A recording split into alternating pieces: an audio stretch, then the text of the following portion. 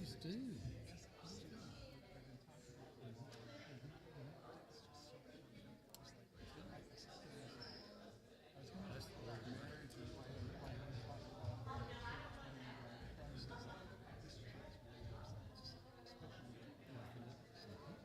Great. You never know. It's the Holy Spirit too. So I'm going to call. Will wants to make an announcement as well.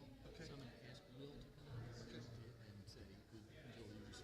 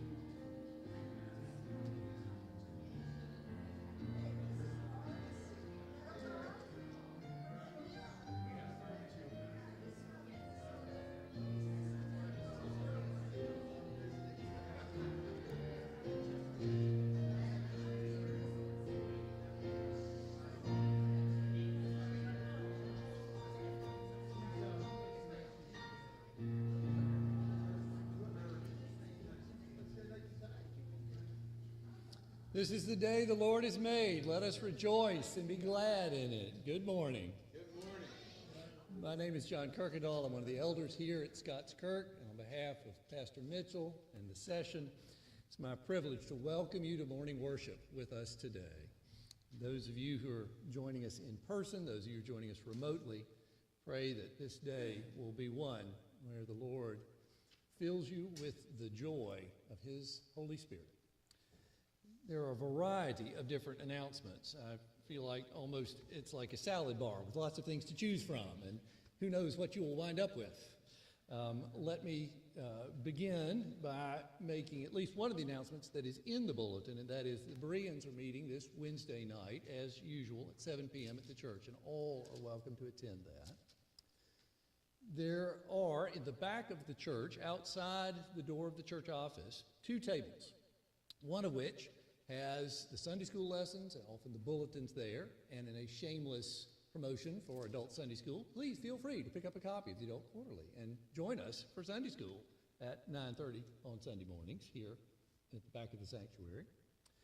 Also, on the second table are a collection of pamphlets that have been provided by the Evangelism and Outreach Committee for our benefit. You can pick up any of them, as many as you like, and use them yourself or share them with others as a tool for evangelism. They address all manner of questions of theology and Christian life.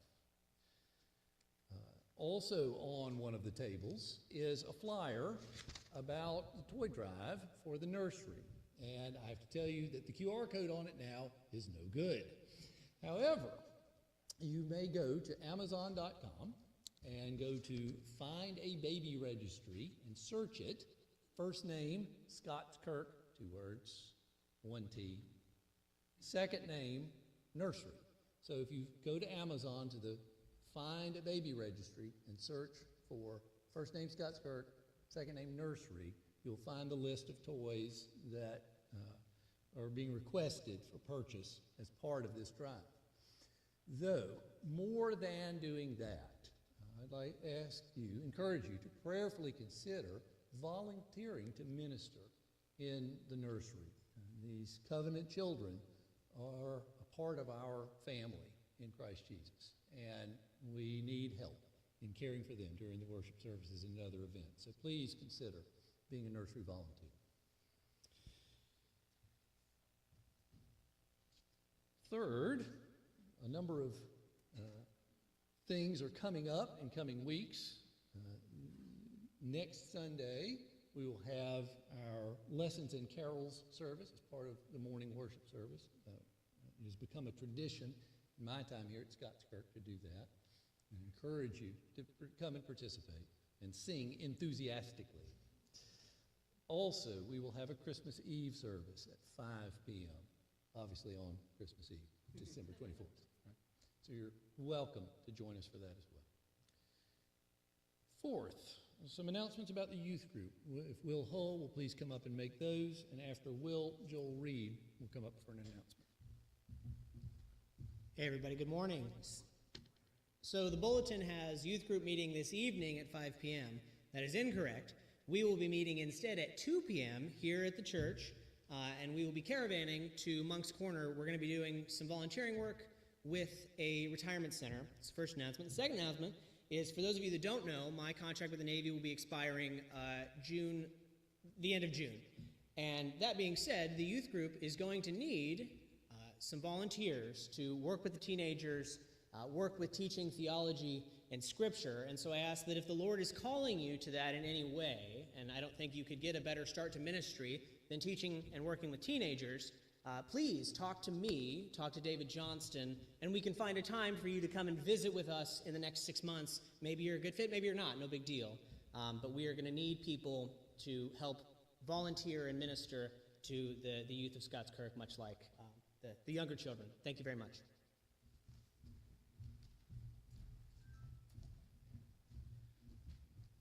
And this is just a reminder that Friday at 5:30 at our house, we will be hosting the Church Family Life Christmas dinner. I think most people have responded as far as whether they're going to be there or not. If you could see Elaine, she's keeping track of that. We're going to be providing spiral ham and a beef roast, and we're asking people to bring a side or dessert, and we'll spend some time fellowshipping.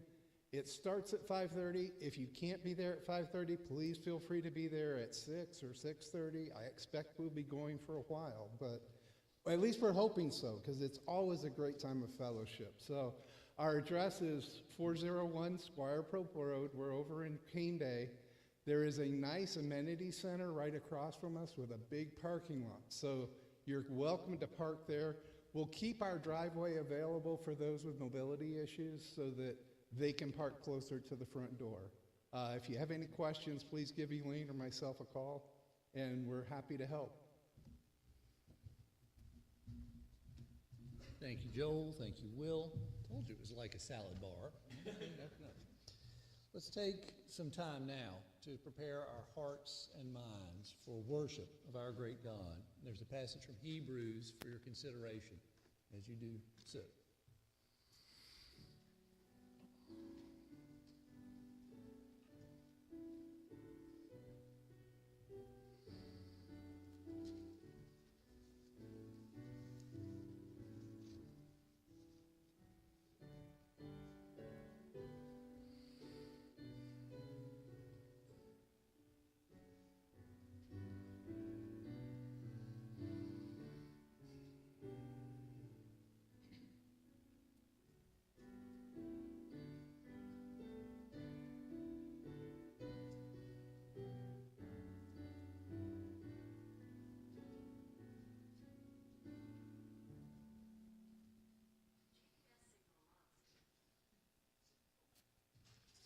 It's okay, I know exactly where I am. Hear the word of the psalmist. Praise the Lord, all nations. Extol him, all peoples. For great is his steadfast love toward us, and the faithfulness of the Lord endures forever. Praise the Lord. Please stand with me now and praise the Lord as we sing in the Trinity hymnal, number 214, Angels We Have Heard on High.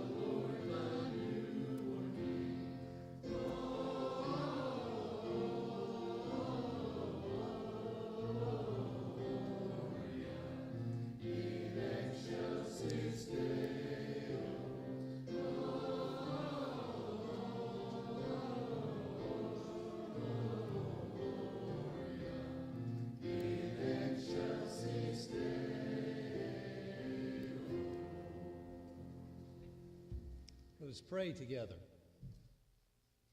Our loving Heavenly Father, we praise you and bless you for your goodness to us. That goodness poured out in Christ Jesus. He became incarnate as man to live among us a perfect life and to die faultless upon the cross for our sins.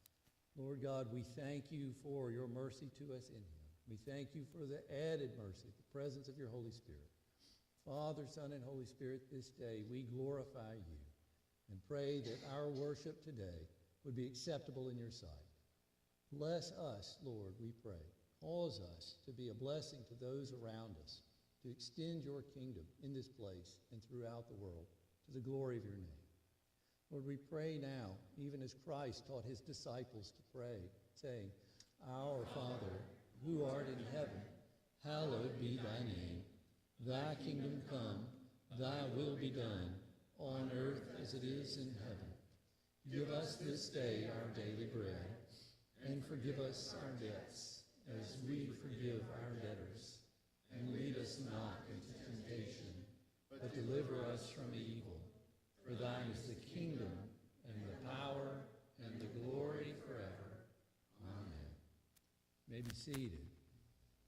You'll find printed in your bulletins a prayer as our corporate confession of sin.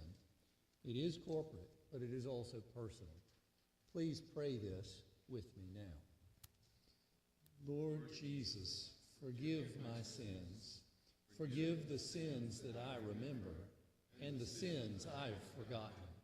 Forgive my many failures in the face of temptation and those times when I have been stubborn in the face of correction. Forgive the times I've been proud of my own achievements and those when I have failed to boast of your works. Forgive the harsh judgments I have made of others and the leniency I've shown myself. Forgive the lies I've told to others and the truths I've avoided. Forgive me the pain that I have caused others and the indulgence I have shown myself.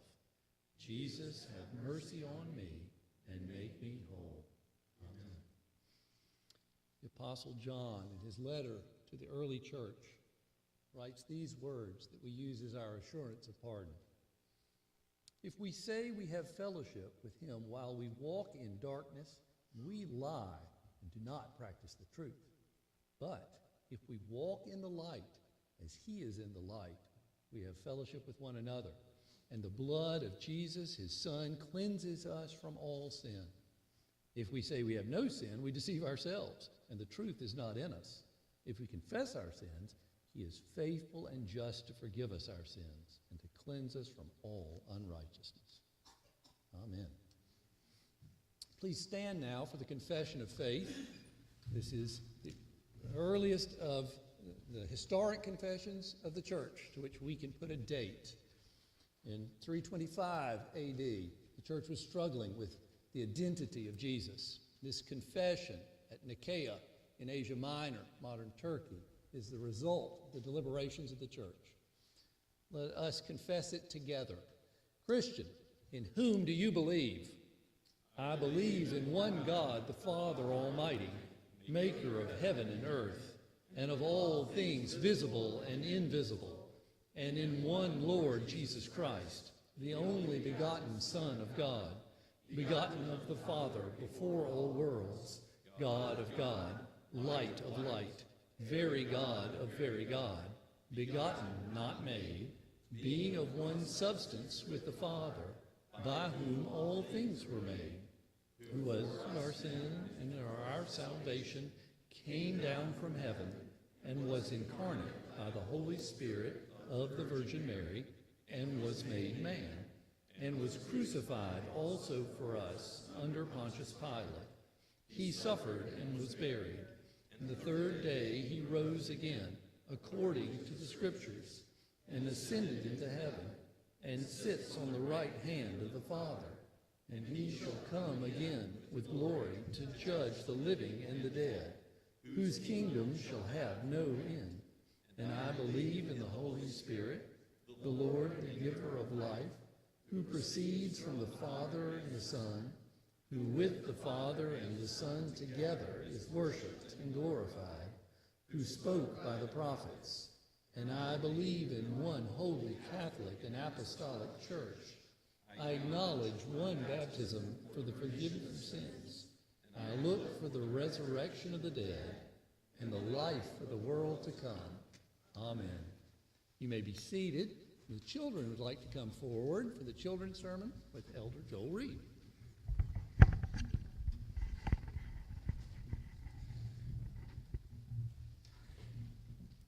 Good morning. So, we've been talking about the law and we've been talking about Christ, right? Today in Sunday school, I heard something that I want to share with you. John asked us, Mr. John, Dr. John, I should say, asked us, what is the law for? To keep everybody on good hope, right? Do you know what he said? He said, have you come in before and looked in the mirror and say, oh my gosh, I was playing and my face is a mess. I am so dirty. Do we use the mirror to clean our face? What do we use? Water? Soap? Washcloth, right? There's things that we use. John said that's the law. The law is like the mirror. It shows us what we need to change. But it's Christ that does the washing. And Christ is the one that allows us to keep that law that he fulfilled perfectly. We don't, but he did. Absolutely. Thank you, Jesus. Dear Heavenly Father, we do thank you. We thank you that you sent your Son to live the perfect life, to be that sacrifice for our sins that we could not pay, and to rise triumphantly. In Jesus' name we pray. Amen.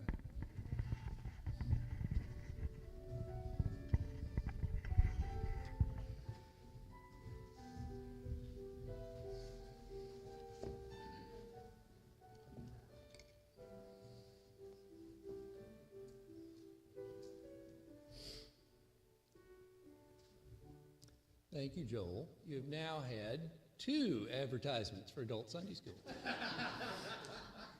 Feel free to take the hint. Our scripture reading this morning comes from the prophet Ezekiel.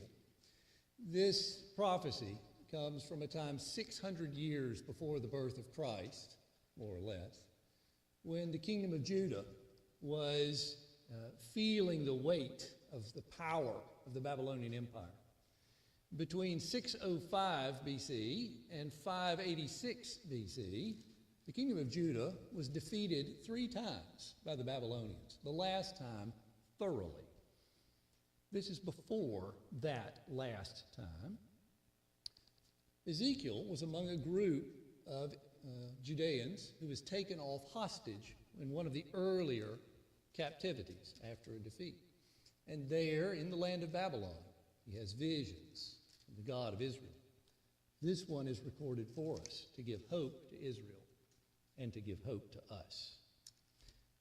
Hear the word of the Lord from Ezekiel chapter 36, verses 16 to 38.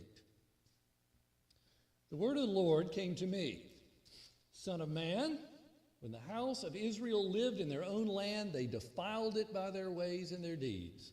Their ways before me were like the uncleanness of a woman in her menstrual impurity. So I poured out my wrath upon them for the blood that they had shed in the land, for the idols with which they had defiled it. I scattered them among the nations, and they were dispersed through the countries. In accordance with their ways and their deeds, I judged them. But when they came to the nations, wherever they came, they profaned my holy name, in that people said of them, these are the people of the Lord, and yet they go out of his land. But I had concern for my holy name, which the house of Israel had profaned among the nations to which they came. Therefore, say to the house of Israel, thus says the Lord God, it is not for your sake, O house of Israel, that I'm about to act, but for the sake of my holy name, which you have profaned among the nations to which you came. And I will vindicate the holiness of my great name, which has been profaned among the nations, and which you have profaned among them. And the nations will know that I am the Lord, declares the Lord God, when through you I vindicate my holiness before their eyes. I will take you from the nations and gather you from all the countries and bring you into your own land. I will sprinkle clean water on you, and you shall be clean from all your uncleanness, and from all your idols I will cleanse you. And I will give you a new heart, and a new spirit I will put within you. And I will remove the heart of stone from your flesh, and give you a heart of flesh. And I will put my spirit within you, and cause you to walk in my statutes, and be careful to obey my rules. You shall dwell in the land that I gave to your fathers, and you shall be my people, and I will be your God. And I will deliver you from all your uncleanliness, and I will summon the grain and make it abundant, and lay no famine upon you. I will make the fruit of the trees and the increase of the field abundant, that you may never again suffer the disgrace of famine among the nations. Then you will remember your evil ways and your deeds that were not good, and you will loathe yourselves for your iniquities and your abominations.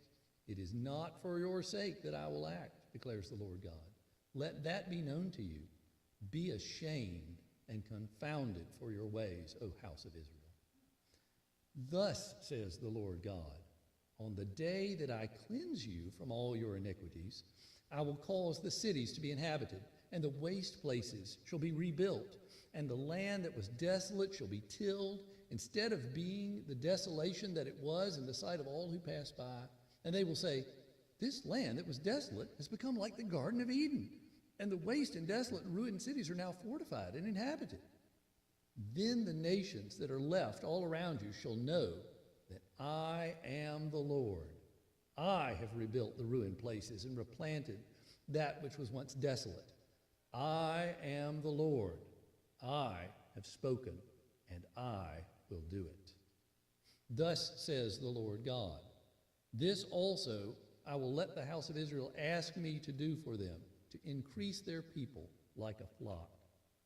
Like the flock for sacrifices, like the flock at Jerusalem during her appointed feast, so shall the waste cities be filled with flocks of people.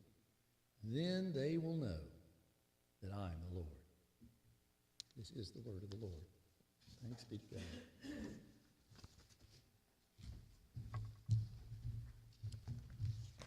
Let us go before the Lord once again in prayer. Father, Son, and Holy Spirit, all in your presence cry glory. You are holy, holy, holy. You are the one who was and is to come. You are the great I am. And Father, we know that you have sent your Son for a purpose, because we were evil, at enmity against you, your enemies, and you delivered. You ransomed with the price of his blood. You gave us Christ and his righteousness as a robe, so that we might be found having a righteousness that doesn't come from obedience to the law, but comes from his perfect keeping of it. And, O Holy Spirit, you have come, even as Christ has ascended and reigns from on high. You inhabit the praises of your people. You are present. You regenerate hearts. You sanctify in the truth. O Lord, do so today. We pray that you would make yourself known as the Lord, for you alone are God. There is no other like you. You alone are all glorious. You alone have existence. There are no other gods. And so, Father, we pray that you would make yourself known through your word here in this place, that you would convict of sin and lead in all paths of righteousness by it, that we would be taught by your Spirit. And Lord, use your word to affect not only those who hear in this place, but throughout the world. We pray that you would bring revival and reformation by your word through your church, ultimately pointing to Christ and what he has done in the gospel. Lord, bless this nation. We pray, knowing that you are the King of kings and the sovereign of sovereigns. We do pray for those rulers that you have put in power for a little while. You raise up kingdoms and you bring them down. You raise up leaders and you take them out of office. But we pray for the president now and the president-elect. We pray for the Supreme Court, for the House, for the Senate. We pray, Father, that you would bless those leaders in this land and local leaders as well, for our governor, for those officials in Somerville and the Tri-County area. We ask for your wisdom from on high, that they would seek your face and seek obedience to your word and the truth about creation and this world you have made as it's reflected in your moral law, so that things will go well for your people chiefly, and for all people, for all humanity. Father, we do pray that you would bless with justice those who are not receiving it now. We think of the unborn, Lord, the world over, and the great evil of abortion. Lord, we long to see a day when it is as unknown, as foreign to the culture as chattel slavery. We pray that you would bring this about, and we thank you for how you have already changed many hearts. Father, we continue to lift this request up with thanksgiving, knowing that you are good. Lord, we ask that you would bless those who are needy, the fatherless, the orphan, the widow. Lord, bless those who adopt and foster and are willing to reach out to those who are overlooked by society. We pray your blessing upon them. Give the hungry food to eat. And Lord, let your people be the means by which there is material blessing that comes in the name of Christ. May deeds of love and mercy come to those who are homeless, who are addicted, who are struggling in this world with many material concerns. Lord, use your church, use the Anchor House and the Lighthouse in Somerville and their ministry. Father, bless the Low Country Pregnancy Center. Father, we lift up those who have material concerns amongst our own congregation, again with thanksgiving for all that you have done for us. As we think of many answered prayers, we continue to lift up Fred Legere's health as you have blessed him abundantly. Lord, we ask that your hand would continue to be upon him, set a hedge about him, protect him.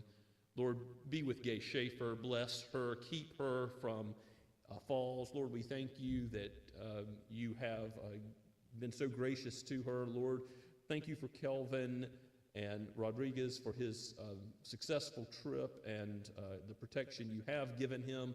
Continue to bless and guard him. Lord, we thank you for how you have blessed Jeremy Kanan with many ministry opportunities, and we continue to pray for the difficult situations in which he ministers as a chaplain.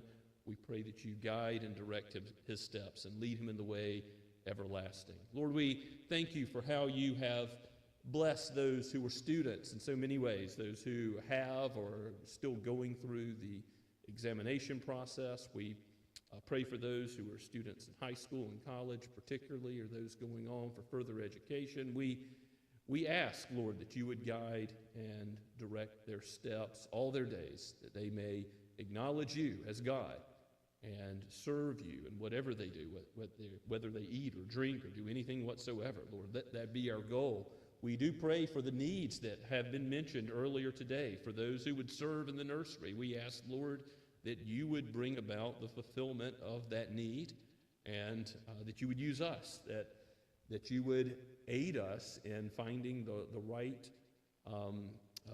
ones who will be able to work with the youth. And Father, we give you abundant praise and thanks for Will Hull and David Johnston and their work. We pray for Will's future move. We ask that you would bless him and Roni as they go to Phoenix, and Will takes on a new role there. Lord, prepare a church for them even now. We pray that you would bless them in their remaining time with us here at Scots Kirk. We ask, Father, that you would be gracious to the marriages in this church. As we have lifted up husbands and wives many times before, we have seen your hand upon the marriages of this church. We give you praise and thanksgiving for your work. Lord, we continue to lift these up, knowing that the evil one seeks to afflict, seeks to harm. Father, shield us from our own sinful desires, the flesh, the world, and its temptations, and the evil one. And bless those who you have given the gracious gift of children. Bless them with wisdom from on high to raise these little ones in the nurture and admonition of you, for as it was already said in the children's sermon, thanks be to you, O Lord Jesus, for how you have delivered us from death, from sin, its penalty and its power, by the finished work on the cross. Thank you so much that you have sent your Spirit. O Holy Spirit, guide and direct us.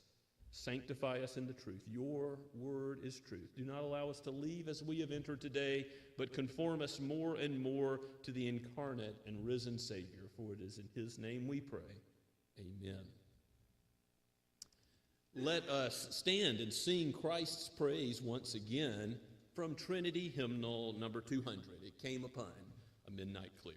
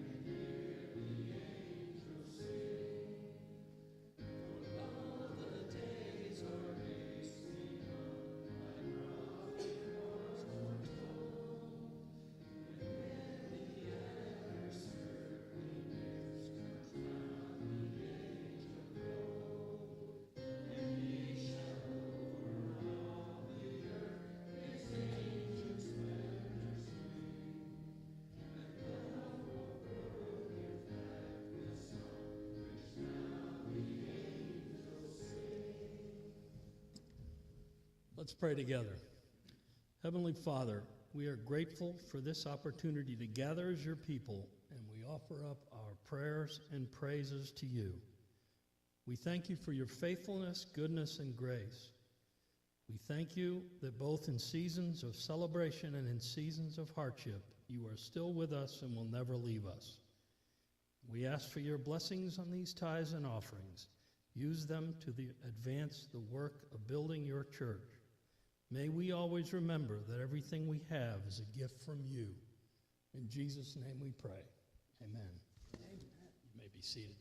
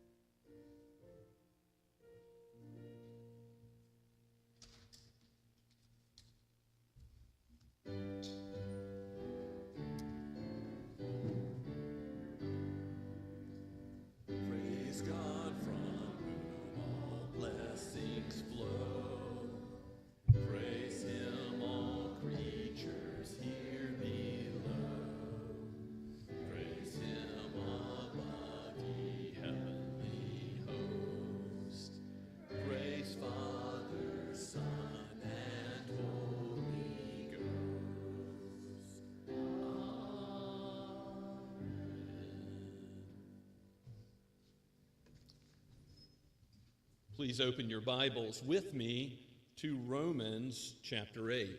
As we continue to go through the book of Romans, we begin in the 8th chapter this morning, which Derek Thomas, now a retired ARP pastor, Derek Thomas says is the greatest chapter in all of Scripture. Now, of course, all of Scripture is equally inspired, but his point is some parts are more important, more central to the gospel than others.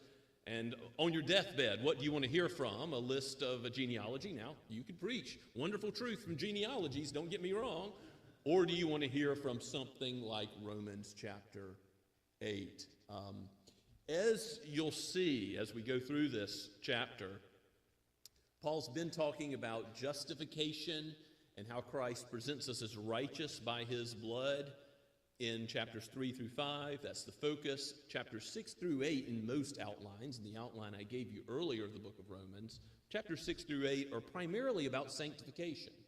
But there's a way in which chapter 8 particularly brings together all of salvation. Justification still in view. Sanctification still may be the focus, but it's also looking forward to glorification. And there's a way you see the whole package of sanctification as we're united with Christ, and God outside of time sees from eternity past to eternity future the glorious truth of what he has accomplished to bring a people to himself in salvation in this chapter. So let us hear the glorious words of Romans 8. We'll begin at verse 1 and go down to verse 11.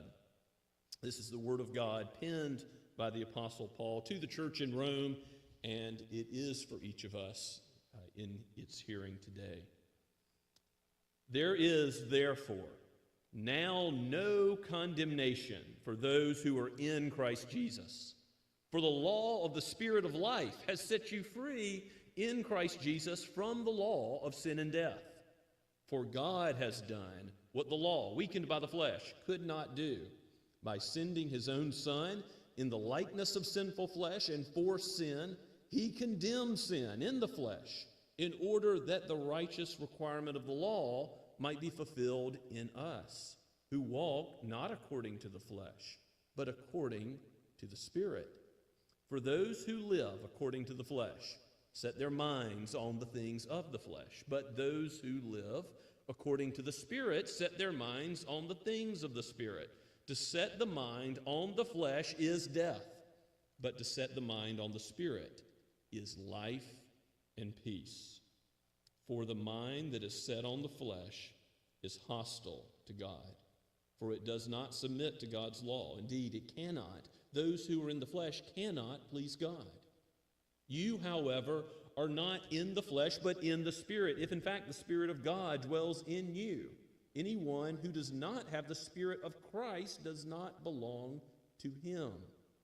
But if Christ is in you, although the body is dead because of sin, the Spirit is life because of righteousness. If the Spirit of him who raised Jesus from the dead dwells in you, he who raised Christ Jesus from the dead will also give life to your mortal bodies through his Spirit who dwells in you. Let's pray now. O Holy Spirit, you indwell your people, so help your flock.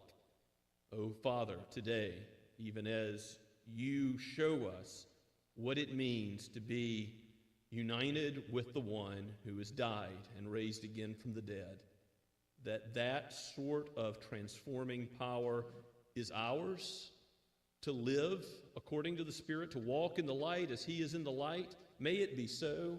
Convict of sin.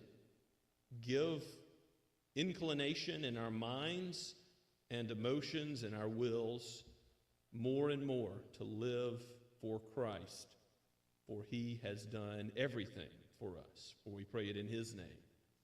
Amen. So you can see why this is called the greatest chapter in the Bible, although I do think there's many contenders for that title, actually. But Derek Thomas is certainly not wrong that there's a lot of glorious truth contained in Romans chapter 8, and it starts off in the very first verse. that declaration by Paul that there is therefore now no condemnation for those who are in Christ Jesus. And Paul is going to flesh that out later in chapter 8. If you jump ahead, you see the golden chain of salvation in verses 28 through 30, and then how in verses 30 through 33, God, who will bring any charge against his elect? No one. If Christ has called us righteous, who will condemn? No one. It's God who justifies, and nothing's going to separate us from his love, as he goes on to say at the end of the chapter. So that some beautiful expounding explanation from the apostle to come about that lack of condemnation for those who are in Christ. If you know the justification and that reality of the process of sanctification is taking place in your life by God's grace, you can know for sure that on the last day, when you die or when Christ comes again, you will not be condemned because you have his righteousness. You are his adopted son and daughter, and nothing can change that. And when you have good days and bad days, when you have struggles in this life, that's really important to remember. That's really encouraging. If you are sick or ill and in the hospital or on your deathbed, that's what you need to hear. Here's something that can't change, that's inalterable. You're God's child. You're justified because of Christ. How thankful we ought to be for these gospel truths. There is no condemnation, and our sin can't change that. Our failings, our finitude can't change that. The struggles that we face in this life, our circumstances cannot change that. Think of how many times the Apostle Paul suffered, was beaten, was shipwrecked, was imprisoned, all the rest, and yet he has the peace which passes understanding that he's going to say is the reality for all believers, that we have life and peace because of the gospel. We have no condemnation, and that is the basis of the abundant eternal life we have and the peace we have with God objectively, and the subjective peace we have knowing that truth. That we're able to sleep at night, regardless of the circumstances of life. Now look at verses 2 and 3. The Apostle Paul has already spoken at length in the past couple of chapters about how we have been set free from the law as a means of salvation, but it still is righteous and good. It's still the guide for the Christian life. And going back to that in verse 2, he says, the law, the Spirit of life, interesting way to refer to the Holy Spirit there, the Spirit of life. The Nicene Creed, which we confessed earlier, had similar language. Here is the giver of life, the one who breathed all things into existence in Genesis chapter 1, the Spirit of God hovering over the waters, but also he's the one who breathes new life. He's the God who regenerates. He's the God who gives the new birth, and he sanctifies us in the truth of God's word, even as we have prayed that he would do so today. For the law, the Spirit of life, has set you free in Christ Jesus, because the Spirit always does what is in agreement with the Son and the Father. Spirit of life has set you free in Christ Jesus from the law of sin and death. You're now not trying to meet this impossibly high standard for those who are fallen in Adam, guilty of Adam's sin, and have a sinful nature like Adam. We can't keep the law perfectly to earn our own salvation. We can't be good enough. And so the Holy Spirit has set us free from that requirement. Why? Because your own good works can't get you to heaven. You're now righteous based on trusting in the perfect life of Christ, his whole record, his perfect doing of the will of the Father in thought, word, and deed, and what he did do and what he left undone. He did everything perfectly, the only human being who ever did that. And that's credited to every believer. That's credited to you who trust in Jesus. And nothing can change that. That is credited to your account. And because of that reality, you're set free from the impossible burden of the law, which would just lead to exposing your sin, which would lead to certain death. If you're not in Christ, You're still piling up sins, as the Apostle Paul says in chapter 2, verse 5. You're still storing up wrath for the day of God's judgment. Repent now while the day of salvation is at hand, because now is the time to run to Christ, to free from the wrath to come. The freedom can be yours as you hear the free offer of the gospel today. Embrace it. Embrace Christ as your righteousness, for there is no way you can become your own righteousness. You will not be able to stand on the day of judgment. If God should mark iniquities, and he does, who could stand, as the psalmist says? Only Jesus. And the only way to have righteousness is to be found in him, not having a righteousness of your own that comes by obedience to the law, but one that comes through faith in Christ, Paul says in Philippians chapter 3. And look at verse 3. God has done what the law, weakened by the flesh, could not do. So you couldn't be saved through the law because the flesh, guilty of Adam's sin and having a sinful nature given by being born in sin, as David says in Psalm 51. You are now weakened to the point you can't save yourself. And Paul, remaking that point, says, here's what God did that you couldn't do. And he's speaking of God the Father when he uses God here. He says, by sending his own Son in the likeness of sinful flesh and for sin. Jesus came in the world to bear sin, to seek and save the lost, to give his life as a ransom for many. This is the purpose of the incarnation of Jesus. Giving up all the glories of heaven and coming into this world, it was to come, to die, to bring a people to himself. And next week, Lord willing, as part of the lessons and carols, we'll have a scriptural saturated service about various incarnation texts, but I'm actually going to zero in on this text and go a little further in expounding it. But I'll leave it at this for now.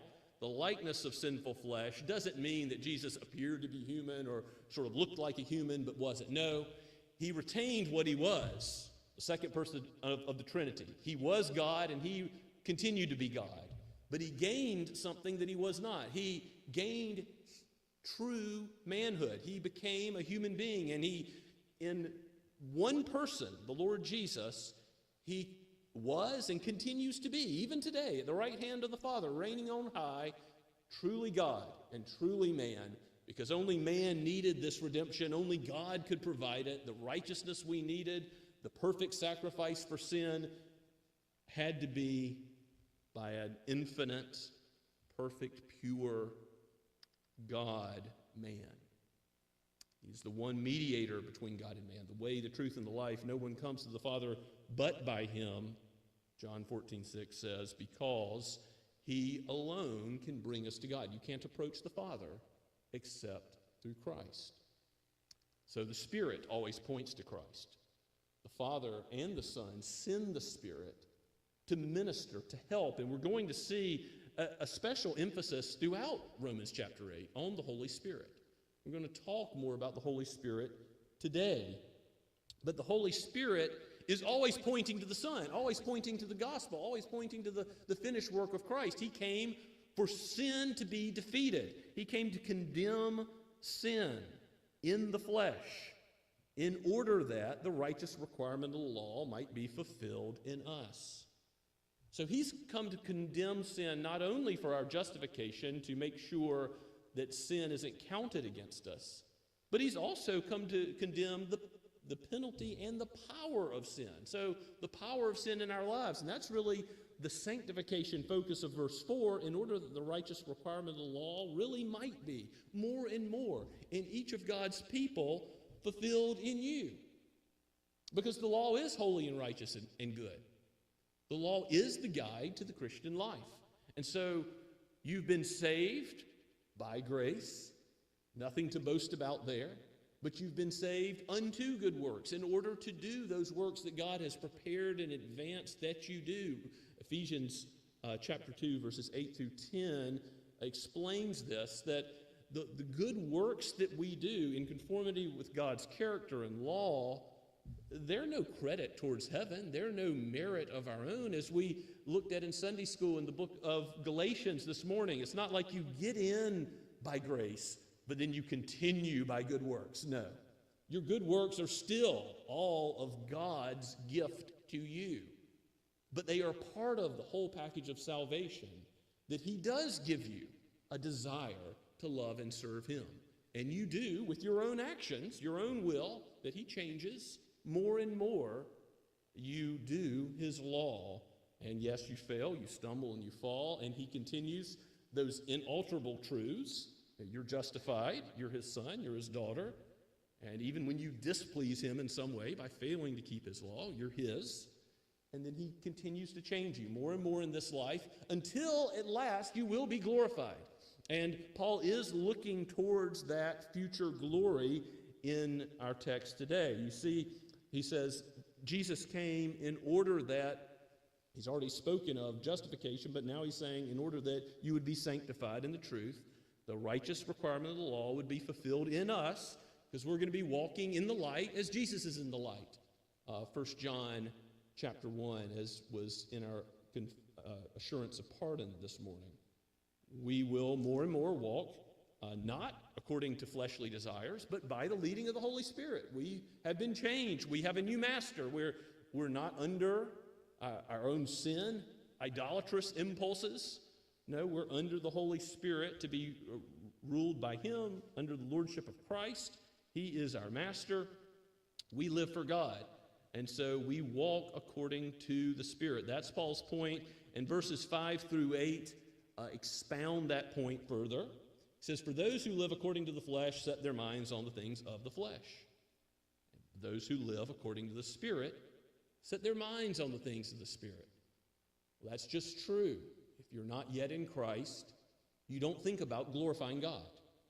You think about aiding yourself, serving whatever purpose you think you have in this life, whatever created God or non-existent God you serve, your own selfish ends, and your focus is not on God, but it is on the flesh, perhaps worldly pleasures, your own power, desire.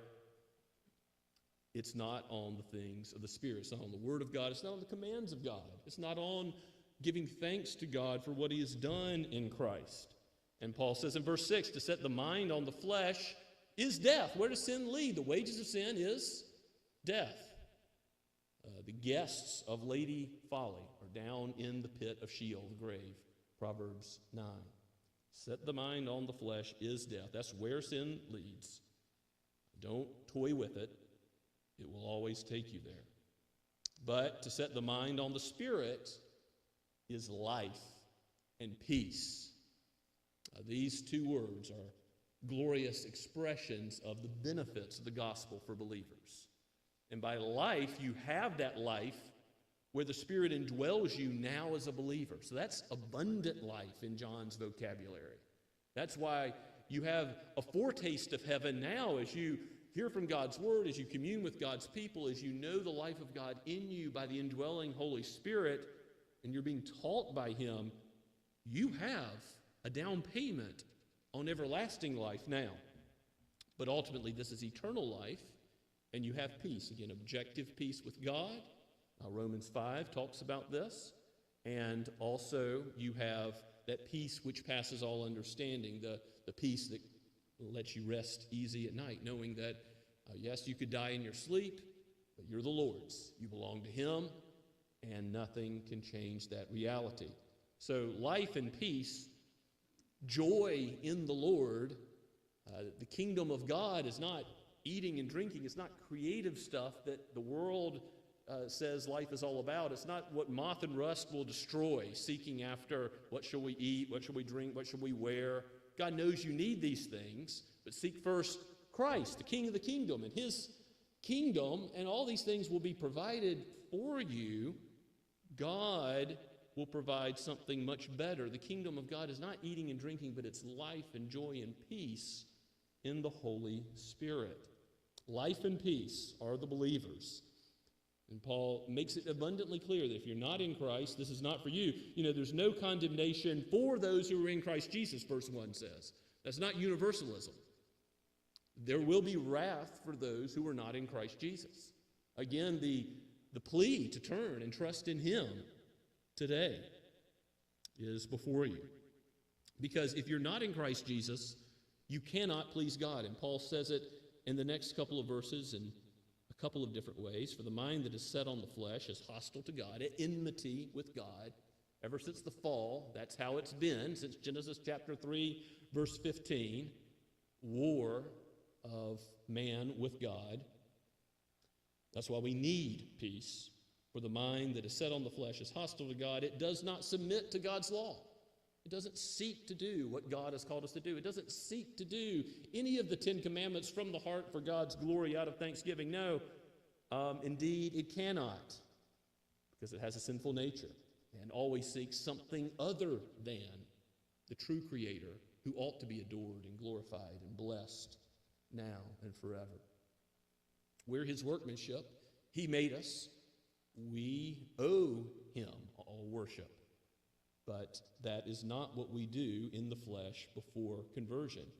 We don't submit to God's law. Indeed, we cannot submit at all to God's law. Those who are in the flesh cannot please God, even if they help little old ladies cross the street, do good works on a human level. Again, there's a range of what fallen humanity can do. We're not all as bad as we can be. We're not all evil incarnate like the devil doing evil all the time. But even in fallen humanity's best works, they're never done from right motives for the glory of God. They're never done in a way that pleases God. So that's why those who are the Pharisees, Jesus has the harshest words of condemnation for them. They're doing good works. They're knowledgeable of God's law. There's a lot that seems on the surface to be good, but they're hypocrites, and their motives are impure. They think that they're going to earn righteousness before God, and that's not the case. So Paul wants you to take inventory today. The Lord who wrote this and inspired Paul to write it by the Holy Spirit calls you to say, are you, with your time and energy and your treasure, is your mind set upon the things of the flesh? I mean, look at your bank account. Look at your links and your history on the internet. Look at what occupies your mind and your thoughts in your free time. What is your mind set upon? And again, Christians are going to struggle with fleshly lusts.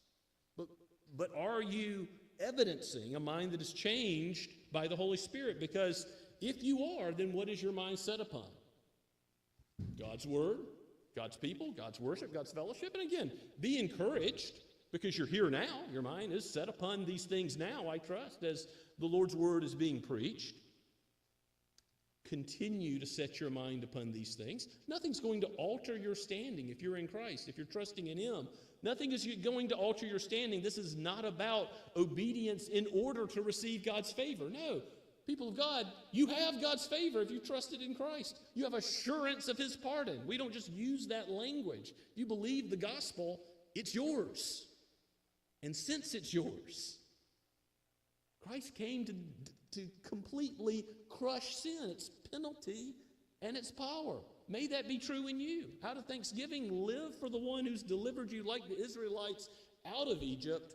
Now, hear from on high. Here is the word of the Lord. Here is the moral law, the requirements that God sets forth in Scripture to love Him, to love your neighbor, and do what God has said. If you love me, keep my commandments.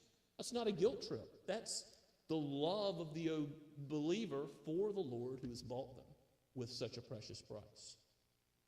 Continue to set your mind, believers, with joy, with thanksgiving, on the things of the Lord, for it is for your good.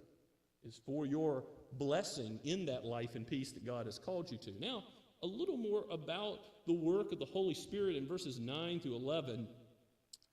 There's much that could be said here.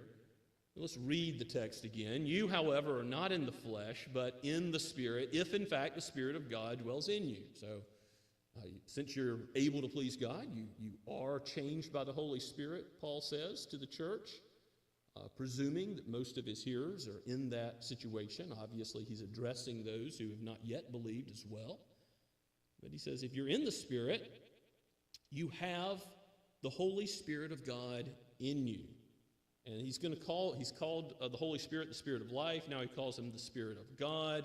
and look at the rest of the verse. Anyone who does not have the Spirit of Christ does not belong to him. What does the Holy Spirit do? Always point to Christ in his work. So he can be called the Spirit of Christ. And that's not referring to Christ's soul, because technically Christ is the God-man, fully human, fully divine. He does have, as a human being, both a soul/spirit and a body, but that's not what's being referred to. It's referring to the Holy Spirit in terms of he is the Spirit of the Lord Jesus Christ, because Father and Son and Spirit from all time, eternity past, and into eternity future always agree on everything. And they agreed in eternity to covenant so that the Son would come and die and be resurrected and purchase a people for himself, and that the Spirit would regenerate and sanctify. And there are these certain differences within the Trinity, although whenever one person of the Godhead is acting, it's always in agreement with the other two.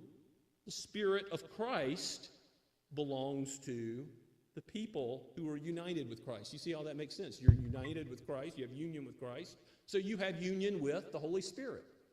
And there's a sense in which in the Old Testament it's always been true that people were regenerated by the Holy Spirit, sanctified by the Holy Spirit. The Spirit's work has been throughout Scripture. And I've given you some verses in your outline if you want to study that a little more. There's still a lot of a prophecy that was fulfilled, like what we read in Ezekiel 36 or Isaiah 44:3 or Joel 2:28, when Pentecost comes after Jesus is ascended. He says he's going to send the Holy Spirit, a helper, a comforter, to his disciples. It'll be better that Jesus goes and the Spirit comes. There's an outpouring of the Holy Spirit that happens that is new at that time.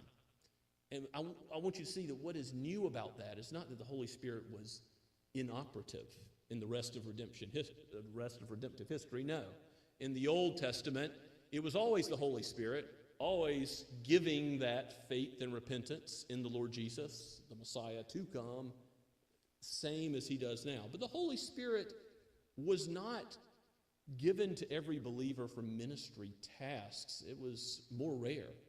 The Holy Spirit was taken away from Saul, and the judges, you had the Holy Spirit come upon them for various tasks, but it looks like it's not widely distributed. The Holy Spirit himself is not widely distributed amongst God's people, only to certain leaders, for certain prophets, priests, and kings for callings that they had. Well, in the new covenant, what happens? The Holy Spirit comes and is poured out upon every nation, tongue, and tribe. Well, that's what the book of Acts is about, not only in Acts chapter 2, but as the gospel keeps going forward, Acts chapters 8, 10, 19, the disciples of John the Baptist, other Gentile groups receive the Holy Spirit and miraculous gifts that come along with that as confirmation that the Holy Spirit really has come to these people groups. The Holy Spirit comes and gives ministry gifts to all believers. We've been talking about the use of spiritual gifts, both informally in your lives, in your neighborhoods, and workplaces, and on ministry teams in the church. But that's because we really believe all believers have ministry gifts. Ephesians chapter 4. Romans chapter 12. We'll get there, Lord willing. 1 Corinthians chapter 12. Those are the three places in Scripture that talk about the gifts of the Spirit. They're given on high. Christ has secured them for us, because Father, Son, and Spirit always agree.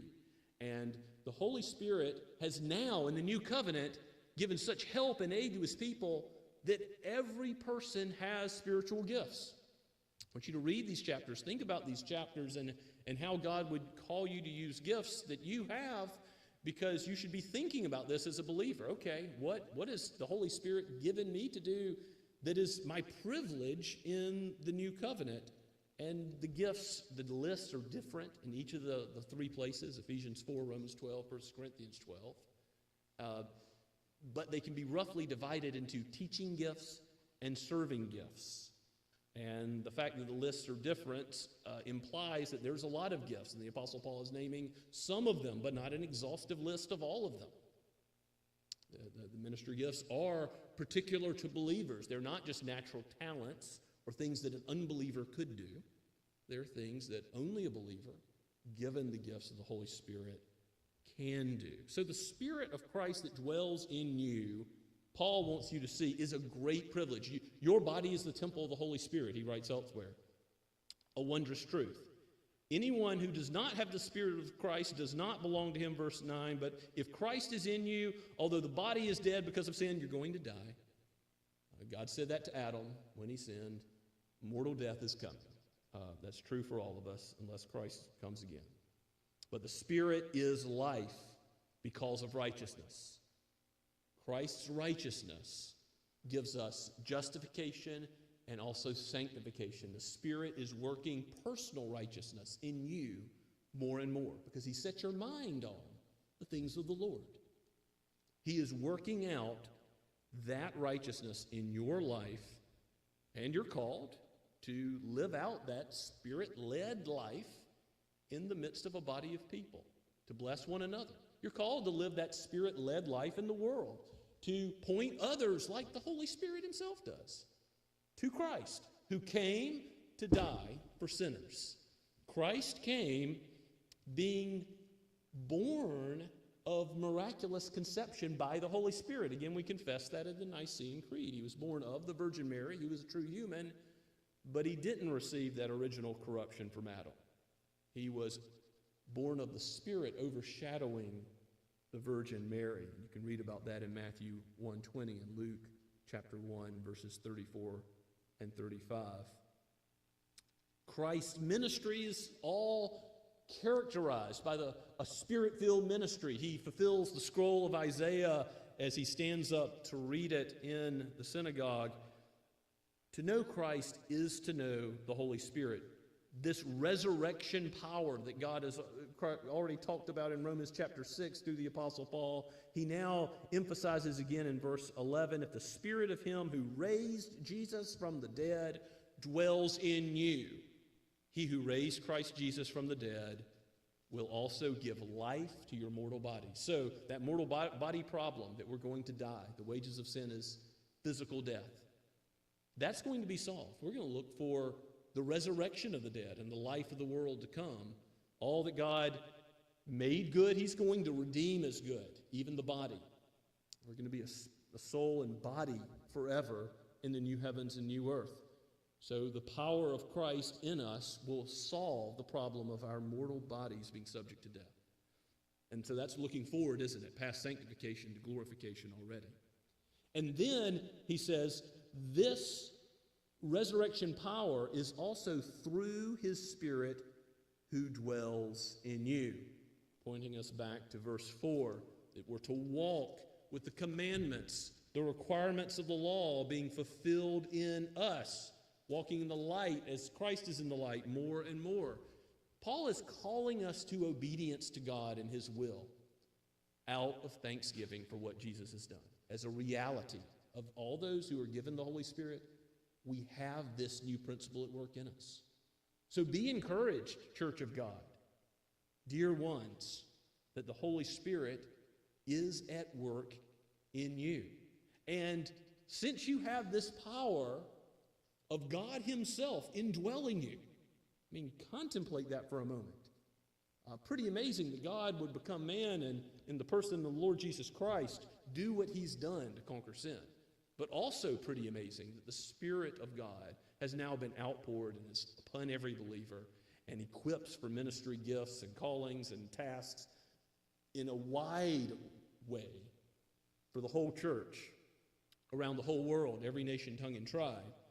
But he also sanctifies us in the truth where when we struggle with sin, we can never say, well, that's just how I am.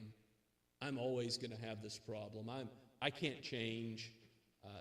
No, the Lord has called you to righteousness, and he's given you the Holy Spirit.